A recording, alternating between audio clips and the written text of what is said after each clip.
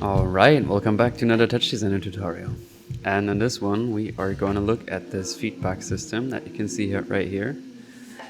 And yeah, just a few words to why I haven't been doing videos much. I'm still sick on and off with long COVID, and I was also traveling, luckily, to Bali for 5 weeks for a project where I did a dome show and some workshops with lovely people, and I had a really great time. Now I'm back and I was sick again for 3 weeks, 2 weeks, and now I'm like okay, and I'm trying to get back into making videos and cool stuff with and for you. Alright, so without further ado, let's just dive into this beautiful feedback system. Okay, so let's delete everything, and we're going to start with a good old noise top. And I'm going to change the resolution to 1080 by 30 and the pixel format to 32-bit float RGBA. Then I'm going to change the period here to 0.6 and the offset to 0.6 as well. Then I'm going to add a null, and we're going to rename that to null input. And we're adding this so it's easier to interchange the input here for anything else like audioreactive textures. So I'm going to add a fit. And this is where we're going to set the actual resolution. Here we just kind of created this bar of noise texture. So I'm going to change this to 1080 by 1350.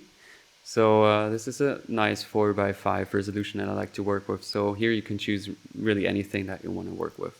On my fit, I'm going to change it to scale, translate, rotate. And then I'm going to change my scale here to 0.9. So it's not like stretching all the way. And then you can technically also mess around with this scale later on if you like. But for now, I'm just going to set it to 1. And on my translate here, I'm going to set it to 4. So we're pushing it up quite a bit, maybe 4.1 actually. From here, I'm going to add a feedback. And I'm going to add a keyboard in as well, just so we can nicely reset the feedback loop anytime by pressing 1 on the keyboard. So I'm going to add a transform from here, which is going to be kind of our main character. So I'm going to make it red as well. So I'm going to add an over from here and add the transform as a second input and then drag that back onto the feedback. So nothing's happening. Amazing, right? I'm going to add a null here, call it BG, and add a transform as well. So we can nicely set the background color to black or anything that we like. Cool. So now to actually make something happen, I'm going to set this to pixels and then to -3 on the y-axis. And now it's just kind of dragging that whole texture down. Not really that interesting yet. Originally, I was just going for kind of, going between -3 and like +3 on the x. And then you could kind of play around with this kind of thing. Not all that interesting, but it can look pretty funky when you're doing it right. Anyways, it kind of evolved further, and that's what we're going to be focusing on now. So I'm going to use the good old displace and slope technique from Paqueta 12. So when I pipe that in here, it kind of displaces the whole thing way too much, and also not really in the way we want, because what we actually have to do is drag that displace now onto the feedback, so everything is like one feedback loop. So that doesn't look that great. It's already more interesting, but we might want to go up with the sample step here to like 5. You can also, go higher or lower. As always, play around with all the values that I'm giving you. Strength 1 or like 1.5 is nice to work with. Let's just work with 1 for now. Cool. So before we go on, I want to add a rectangle here to kind of get rid of the outside and also of that like original noise texture. I don't really want to see that. I only want to kind of see the outcome of that. So I'm adding a rectangle here. I'm going to change it to fraction and then size both 0.8 and then go to output operation multiply. So now it's kind of like just cutting away everything outside of that rectangle and creates a nice border. And so now we can change the border color sort of with our transform. All right, so it's a very kind of plain, solid color that we're working with right now. And now I want to show you a really nice trick to add a lot of texture to your feedback systems generally. So this doesn't only apply to what we're doing here right now, but like generally it's a really cool thing. So I'm going to add a Pointillize. Mind that this is generally quite heavy on the GPU. So if you already look at it here, it's like 6 milliseconds or 7, which is quite a lot for just one component. But I still want to use it because it's really funky. So I'm gonna interchange that here, or like add it in between the transform and over. And I'm gonna change the point size down to 1 because it's way too extreme otherwise, and the point scattering to like 0.4. Now you can already see that looks really, really cool. Creates this really nice crisp texture. To make it even more crisp, we can add a sharpen in the post-processing and just add that in here, because you can also add it inside of the feedback loop, but I think that's usually a bit too extreme. So now we can like really go up with the sharpen here and kind of just see what the difference is, whatever you prefer, right? This is like a bit more subtle, and this is more defined. So maybe something in between, like 0.5. Cool. So now it looks really nice, like these really tall cloaks or something. But I would like to have some more dynamic and movement in there. So on the noise here, on my input noise, I'm going to the translation, and I'm going to type in ABS time.seconds times 0.2. And that's going to like just push over the whole texture with like, constantly new content from left to right. So it kind of creates the sense of something like passing by and being dropped, which I really like. And we can make that even more extreme by just making this faster. And it already adds a lot of really nice dynamics to the whole thing. Maybe 0.3 is a good like in between. And to add even more dynamic, what we can do is we can add a noise before the slope. So I'm going to add that in here, and I'm going to make it colored, not monochrome. I'm going to go to the output here and just like drag that all the way down. So now you can see what it looks like basically only with the noise. So we're not taking, so what's happening here, right? We're displacing this, whatever is coming in here with whatever is coming in here.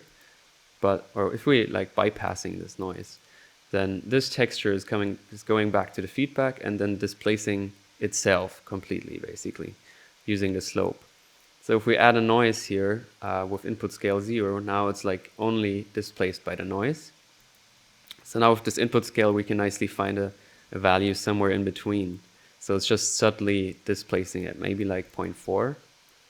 And now on the noise, we can change some of the parameters. So first off, I want to have a bigger period and a lower harmonics. And then we can go up for exponent here to 1.5 and amplitude maybe 0.9, offset maybe 0.6. These are just some of the parameters I had before. But you can set these to whatever you like, and you can also make this full on if you like it, you like that more. Just play around with it. Maybe 0.5. Let's just go with that. Cool. I feel like there could be even more dynamics. Another thing you can try is messing around with the slope strength. So it could even be something that is like audioreactive. I think something between 1 and 2 is in my sweet spot area. Right, so I said the transform is kind of the main character, so let's have a look at that. Right now, everything's just straight up falling down. It looks nice because it's also kind of going to left and right and even up. But generally, the movement is just straight up down. So we can, for example, slow down what's happening here, so it's not really like falling all the way. To do that, we can sort of add like a force of like downscaling on the y-axis. So now you can see it kind of is stronger up here because everything is being pushed to the center, right? So that means both like the movement up there and down here is kind of like stronger into the direction of the center. If that makes sense. So you can go even stronger, but at some point it doesn't look that great anymore, I think, because you can also kind of see these feedback lines. But yeah, feel free to play with that. So that's one thing. Another thing is that you could send them to like one side with the translation here. So for example, maybe like 1.5. I also think that looks really, really beautiful. If you go really high with this, like maybe to 5 and reset the loop, you can see kind of there's this area here where there is nothing, which is super nice, but it's always nice to have the option also to be more in control. So we can go to tiling and set that to repeat. And once we do that, we also have anything that is being sent over here, we're going to have that repeated here. And then as it's a feedback loop, it doesn't really look like it's repeated, but it just, nicely merges with everything else. That just looks beautiful. Cool, so I'm gonna go back to 0 here and just send this downwards straight up again. And now we have another option to play with, and that's the X scaling. So now we can go down with that. And now we're creating this kind of flowery look, which I also really like.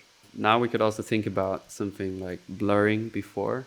So we kind of have like everything's kind of bigger up there. You know, it's like kind of less detail that we're sending in, which for a flower might be kind of nice. So I'm going to leave it as that for now. Then I'm going to add a ramp before the slope here. And I'm going to set that to vertical. So basically what we're doing right now is the brighter it is here, the more the slope is going to affect the texture. So down here, it's going to have no effect. And the reason why it's kind of like extending generally, because if we didn't really have much slope going on, it would just kind of look like that. The slope kind of makes everything extending.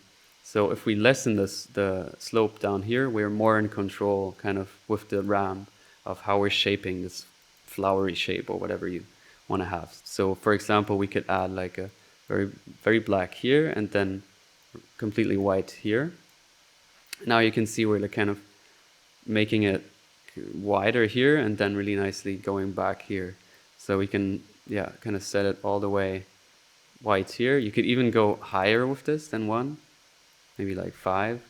And then it looks even more like a rose or something. And it really creates this interesting effect of like these sort of particles staying there in the center. And it's just a lot of added control to the whole thing using this ramp. And by the way, if you now go back and change the scale to 1, it still kind of works on this as well. It just creates these parts where the particles are kind of being locked. So I think that looks super cool as well. So you can see it's kind of too bright. So we could either add a level inside of the feedback loop, but we can also just add it afterwards. So I'm going to actually add 2 levels here. Just copy and paste this one, connect it. And on the first one now, I want to have the option to invert the whole thing. So I'm just going to invert it. And I think that also looks super cool, right? Just inverting the whole thing. And then with the level afterwards, we can kind of control like how much contrast we want to have, for example. Maybe a bit more. No, in this case, I don't know. Maybe a bit more brightness. And like, yeah, maybe slightly more contrast. Something like that. I think it looks really, really nice. Another thing you can think about is adding a blur after the slope. With the blur afterwards, you can just kind of make everything a bit smoother. If you go too far with this, I think it doesn't look that great anymore. But if you kind of, again, find like a good sweet spot, I think that it gives a bit more like this fluidity even to the whole thing. Yeah, and don't forget to like reset sometimes to kind of see how it's being structured. I'm going to get rid of the RAM just so we can see what was happening more in the beginning again. And then we're going to have a look at how to create an audioreactive texture that we can use for this instead. So I'm going to start with an audio file in, and I'm going to add a math to it. And here I'm going to combine the channels with average, and then we're going to have a look at the multiply here later on. I'm going to add a spectrum, just boost the high frequencies, but we can work nicely with the 8K here. I'm going to add a null to it and just call that audio. Then I'm going to right click, select chop 2, and we're going to convert this to tops. And I want to add a bunch of tops to this chain right here. I'm going to start with a resolution here. Then I want to add a ramp, a crop, and then a transform and a level. Cool. So on the resolution, I'm going to change it to kind of the same that I had before. So 1080 by 30. And I'm going to change the output aspect to resolution and also high quality resize, even though I don't know if that makes a difference in this case. It just feels good. So I'm going to resize all of these. All right, then we want to crop it. So let's just have a look here. We just want to crop the left and right because there's nothing going on. So I'm just going to set this like 0.15 and like 0.85.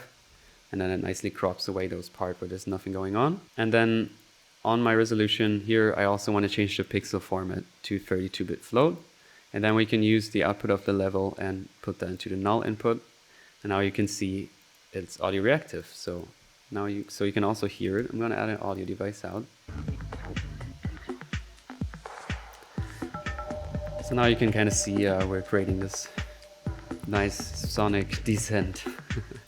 What I want to do now is maybe increase the strength of whatever's coming in here, so I can like multiply this maybe at 1.5. Now you can see there's like more black stuff, even maybe 2.